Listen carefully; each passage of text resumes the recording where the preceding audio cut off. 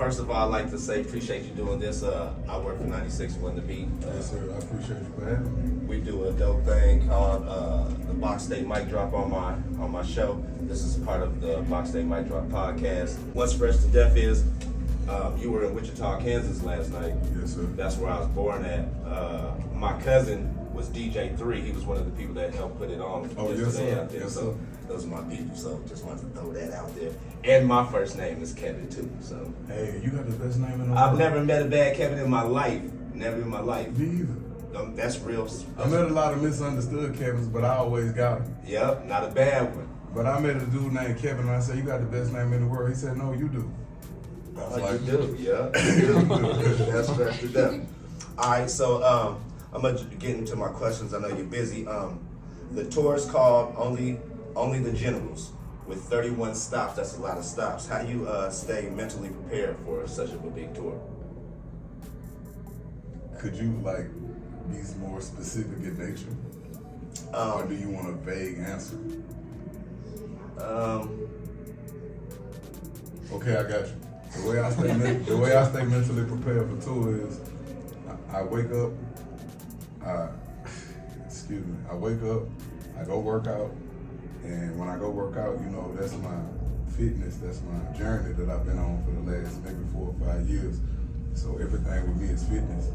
So I wake up. A typical day for Kevin Gates. I wake up. When I'm working out, I'm rehearsing my show. I know. When I'm working out, and then I come back, I might take a nap. If I don't take a nap, I just do a little yoga, maybe for 20, 30 minutes before I go on stage, so my body completely relaxed.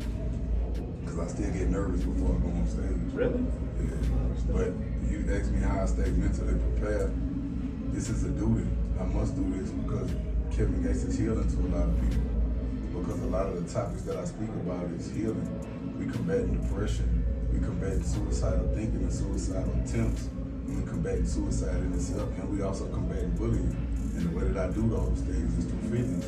And I share my journey with everybody. When you help other people heal, that's how you help yourself heal. So I guess that's the question. I have to be focused because this is what I'm called to do. That's fresh. That kind of, I have one of my questions is I've seen you been playing basketball and you played in that Chris Brown league and all that good I'm stuff. a great passer. But you said you were talking to Kevin Durant. He gave you some workout tips. Can you share? Kevin Durant and DeMar DeRozan. Both of them? Yes, sir. They're my brothers. Oh, dope. Can you share some? And they gave me inside things, but it's always a lesson, but it's beautiful when you can use it for yourself. And also, I'm not trying to be evasive and beat around the bush, but to answer that question, business is between those who make it. Yes, sir. And then also, Beat the Shooter, that's one of my other coaches. He teach me how to shoot. And more so is mental cognitivity with him because he teach you how to relax. Don't focus on the mistake. Don't focus on your past. Stay in the moment and breathe. You serious about your hooping there? Well, it's really started off as therapy. It started just going to shoot basketball with Beat the Shooter. He's really my therapist because he'll look at me and be like, "You hesitating, you doing this, you doing that," and I relate those things to life. He's a dope dude. I've been watching his videos as well. Good dude. That was a good one. That was my workout one. And it's not that even if you was to tell me about my shoes or me and you both in the sneakers, I feel like when I leave this room, what me and you talked about, business is between those who made it. With all due respect, me too. I have a problem with shoes. So, we just had an event called BT to Sneaks the other day. It was fresh to death. I'm a sneakerhead. Yeah. What's the last pair of shoes you bought? Can I just tell you my favorites? Yep. I like ones. That's my favorite. You're gonna probably not like this. I like the lows, and I like the mids. You like mids? Well, I ain't even gonna lie. I do have a lot of mids. But I gotta flip the lip like this for all my mids. Why you do that? Because it look cool. It just looks. That's fresh. I've never. It look really dope when you flip the lip. You almost have the same color shoes that he got on.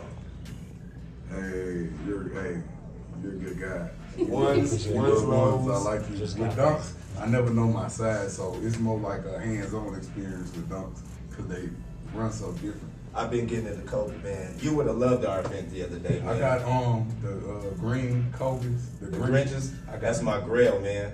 And then what size shoe do you wear? I think when I'm not working, when I'm touring, I'm 11 and a half. When I'm not touring, I'm an 11. See, I wear 12s, and the only place to get those, I missed on the restock and all that other good stuff.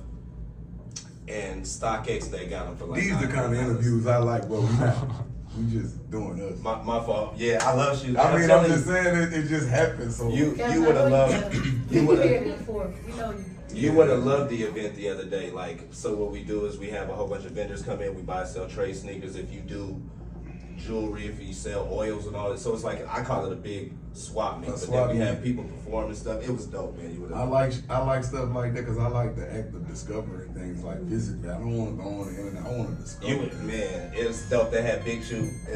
They had big shoes. I love that. When they have big shoes. So, you have any upcoming projects? Yes, sir. So you do. I'm sorry. Go ahead. So you have the floor. So I was watching God Slippers. That's a project that you have out right now. Is that for an upcoming album? That's gonna be on the album. The name of the album is The Ceremony. And people ask me like, well, what did you discover in Ceremony? And I told them I learned to love again a stranger that was once myself. Oh, that's deep. Let's not get lost in that. Oh yeah. Yeah. It's deep. Yeah, you're supreme intellect, man. Like I like when I get to speak to people, and I've seen you in interviews and stuff, but I ain't trying to be bullshit right now. I needed this. Like talking to you is refreshing. Oh man, appreciate that, man. I'm serious. Like it's refreshing. Oh man, I needed this today. You don't know that I needed this. Like in this moment right now. Oh, thank you, man. I've done a lot of interviews, and I was have a good concert. No, I was nervous. You always do. You kill it. My last question. Your focus is on anti-bullying and suicide. And depression. And depression. I didn't have that in there. My bad. What are some of the things that you're doing or that you're focused on to help relieve that or get awareness or bring awareness to for people? I'm giving people the proper steps. When you have a negative thought, you have to raise your frequency. You have to do something actively to raise your frequency. If you stay stuck in a lesson, you're looping. You call that looping when you're thinking about it. No, you have to honor the commitment. And I honor the commitment that I made to myself. I don't care where I'm at. I'm gonna go do fitness. I'm gonna raise my frequency by committing the act of self-love. When you work out, that's committing the act of self-love. If you go get your nails and feet did, that's self-care. We talking about committing acts of self-love. And fitness is one of the most beautiful acts of self-love that you can commit because it's delayed gratification. You're disciplining your temple. Your body is your temple, and you're disciplining it. And once you discipline your temple, you are allowed the greatest freedom. Because I'm so disciplined, I can jump high, I can run, I don't get tired, all of that because I'm disciplined. That's dope. Have you ever thought about like doing that as like a workout guru or something like that? Have you thought about? We in the process of everything, but I don't like to let the left hand know what the right hand, but that's dope. I'm big motion. That's fresh. I'm big motion. Man, I don't know if was there anything that you wanted me to ask you that I didn't, that you want to get across to the people? I always ask that. No, sir. Of everybody.